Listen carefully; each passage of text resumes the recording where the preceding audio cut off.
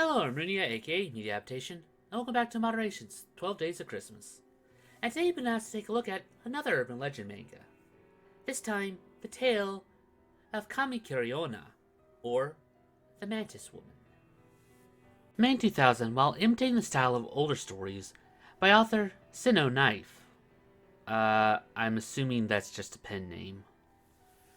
One look at this urban legend, and it's clearly just a clone of Slipmouth or Kuchisaki Onna. Even down to her red coat, which she often has in anime. Also, her weapon being a hand scythe doesn't help her out much, since the films often give her that as well. And just like our Slipmouth manga from a while back, this one's broken down into different chapters. But for now, we'll just be focusing on the first story. We might cover the other ones at a later date, and if there's viewer interest. And why wouldn't there be? One of their stories is quite literally just called Hell's Gumball Machine. That's just ripe with possibilities. We start off our tale with a girl named Chiaki, who gets bullied at school. Two others get her in further trouble by tricking her into holding their cigarette, causing her to get yelled at by their teacher, Namada. After detention, she walks home, and Namada, noticing how late it is, also starts to pack up, but sees a mask outside the window. He opens it, thinking it's a prank, only for his scythe to swing down. They find his body in the morning, and the bullies pick on her since she was the last one to see him. After school, she sees a tall woman cradling a doll in a mask, acting as if it's alive. She goes home and talks to her brother about it, who calls her the Mantis Woman. No, she's not a bug, and the story doesn't even say why she's even called that. But I'm guessing it's due to her cutting off the heads of her victims.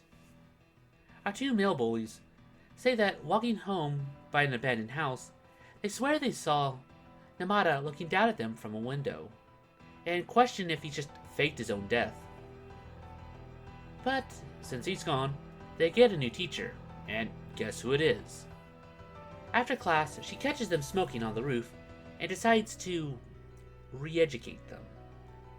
Back to her girl, and she comes across that same alleyway and decides to see where that path leads. Coming across the house and seeing her two bullies looking down at her from the window. The next morning, she gets beaten up by her other two, blaming her for the deaths of, I guess their boyfriends? It's not really clear. But they too need to be re-educated.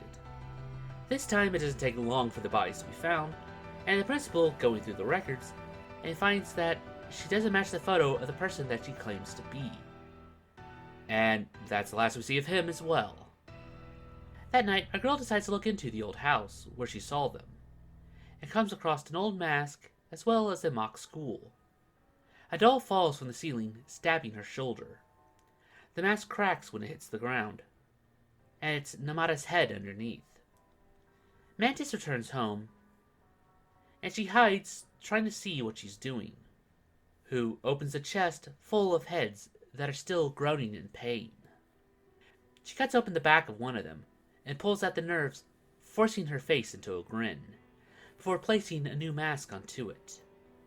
The doll next to her starts to moan, alerting her to her presence. She flees into the ceiling, and gets attacked by the dolls of her bullies, getting stabbed in the arm, which buys her enough time for Mantis to find her.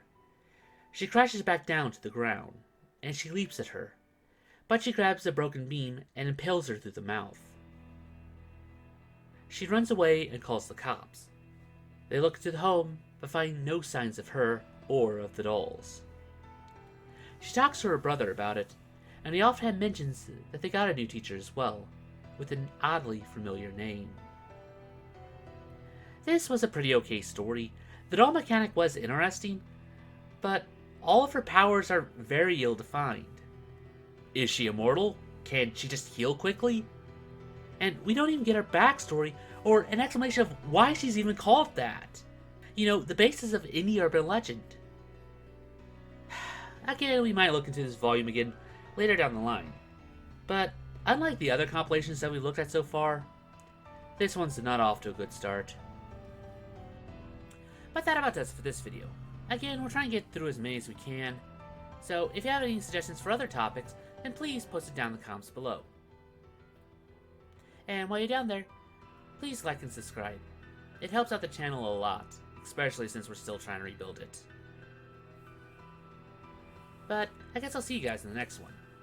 Anyway, Armunia, remember to take life in moderation.